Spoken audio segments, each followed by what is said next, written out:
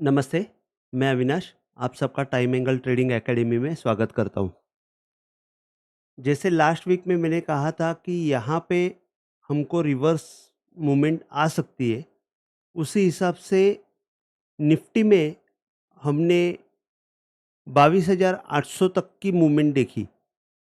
चौ 23,400 से अ, हमने 22,800 देखी। मेरा अंदाज़ था कि 22,900 के आसपास रुक जाएगी, लेकिन निफ्टी ने ज़्यादा पैनिक दिखाया।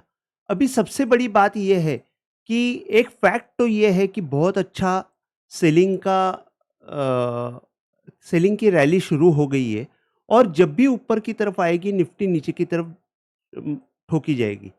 तो अभी जैसे कि अगर हम लोग देख रहे हैं कि ये जो पॉइंट है, ये 23,862 और यहाँ पे जो हाई बनाया वो 23,465 और लास्ट टाइम जो हाई बनाया 24,300। तो हम लोग देख रहे हैं कि एवरी मूवमेंट को, जैसे कि ये हाई बनाया, ये लो बनाया, उसके 50% या 75% तक आती है और वहाँ से नीचे जा रही है। तो अभी सबसे बड़ी बात ये है कि एवरी टाइम ये लो ब्रेक करेगा क्या? अभी भी यही है कि यहाँ पे ये लो ब्रेक हो गया होगा क्या?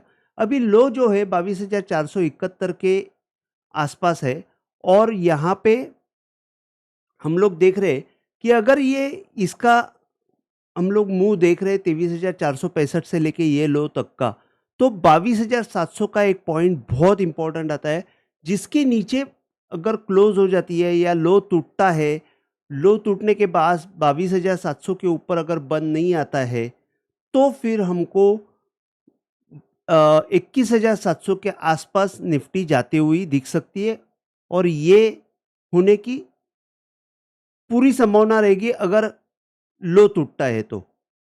अभी अगर मैं एस्ट्रोलॉजिकली बात करूं, जैसे मैं थोड़ा सा एस्ट्रोलॉजिकल देखता हूं, तो एस्ट्रोलॉजिकली बात करूं तो मेरे हिसाब से यहाँ पे हम लोग साइडवेज मोमेंटम देख सकते हैं। थोड़ा सा ये वीक में हम लोग को शायद अगर लो टूटे भी तो भी क्लोज ऊपर की तरफ आएगा। 22,700 के ऊपर क्लोज आने के बाद वापस ऊपर की तरफ मूवमेंट दिखेगी और वापस ऊपर की तरफ मूवमेंट आने के बाद फिलहाल सबसे बड़ा स्ट्रगल जो रहेगा वो 23,500 और 600 ये जोन जो रहेगा, 500 के आसपास पकड़ लीजिए, 550 के आसपास। 23,550 का जोन जो है वो अभी सबसे बड़ा रेजिस्टेंस माना जाएगा ये वीक के लिए। अगर 23,550 क्रॉस होता है तो फिर हमको 24,000 तक की मूवमेंट हमको इजीली मिल सकती है। 24,400 थोड़ा सा लंबा है, लेकिन 24,000 तक की मूवमेंट मिल सकती है।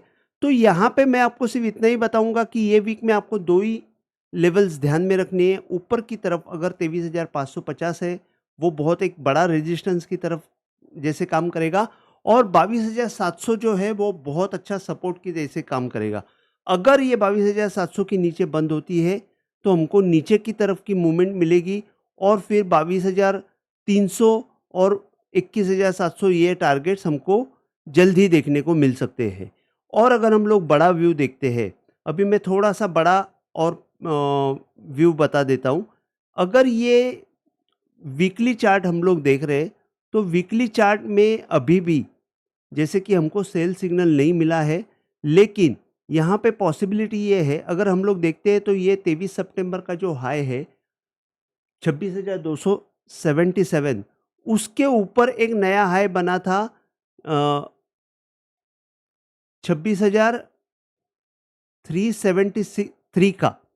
तो यहाँ पे ये हाई के ऊपर उसने जस्ट थोड़ा सा जाके हाई नया बनाया है और ये जो लो है बीच का, ये मैं हमेशा कंसिडर करता हूँ कि ये सबसे बड़ा इंपॉर्टेंट पॉइंट होता है 21,743।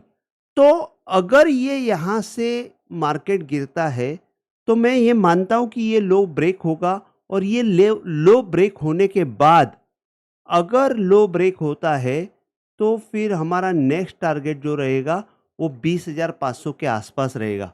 मैं 20,500 के आसपास और वर्स्ट कंडीशन में हमको 19,300 तक का टारगेट मिल सकता है।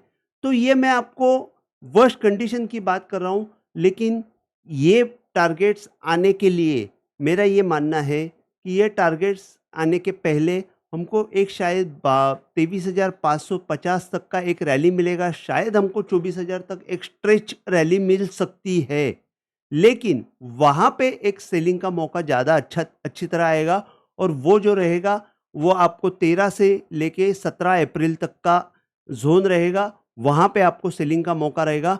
वहाँ पे शायद फोमो भी क्रिएट होएगा कि अभी सब लोग बाय बाय बाय की तरफ जा सकते हैं, ऐसी एक कंडीशन बन सकती है, लेकिन वहाँ पे आपको थोड़ा-सा दिमाग शांत रख के वहाँ पे सेलिंग का काम करेंगे तो आपको वहाँ से नीचे की तरफ 20,500 तक का टारगेट मिल सकता है, ये मैं आपको इन एडवांस में बता रहा हूँ।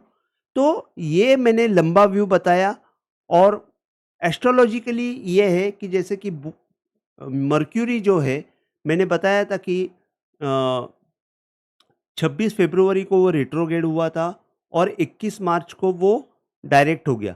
तो वो डायरेक्ट होने के बाद अभी वो स्पीड में जो है 29 मार्च से अभी वो थोड़ा-सा डायरेक्ट में उसका स्पीड बढ़ रहा है। तो वो स्पीड बढ़ रहा है, लेकिन मार्स और सैटर्न इनकी कंजंक्शन होने वाली है, वो है ऑलमोस्ट 18 अप्रैल को। तो वहाँ पे जब मार्स और सैटर्न की कंजंक्शन जो है वो सॉरी मार्स नहीं है, तो सन और सैटर्न की कंजंक्शन है।